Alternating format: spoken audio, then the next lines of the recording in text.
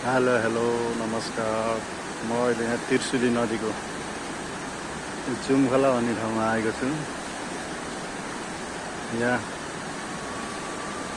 Super Trishuli जलविद्युत आयोजना बन्दैछ। यहाँ 100 मेगावाटको काम भइरहेछ द्रुत गतिमा।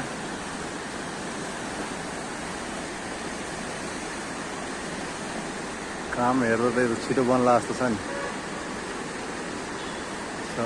ल काम धमाधम भइरहेछ। यो एकदम नौलो, नेपालको लागि सायद यो नौलो प्रोजेक्ट होला। यो नदीमा जो बाँध बाँधेर त्यही नदी जहाँ बाँध बाँधेको छ त्यही टर्बाइन जोडेर त्यही कतै टनेल सनेल केही बनाउनु परेन। त्यही नदीमै टर्बाइन जोडेर त्यही विद्युत उत्पादन गर्ने। सायद यो नेपालकै पहिलो हुनुपर्छ, यस्तो मैले देखेको छैन। अन्त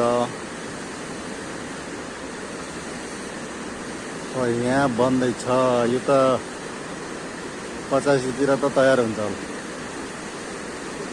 तयार भएपछि हेरौँ अब यहाँ के हुन्छ। यहाँ यता यो जुमखोला भन्ने ठाउँ हो। जुमखोला भन्ने ठाउँ हो। यो झोलुङ्गे पुल छ यहाँ। यहाँ त्रिशुली नदी सरर बगेछ।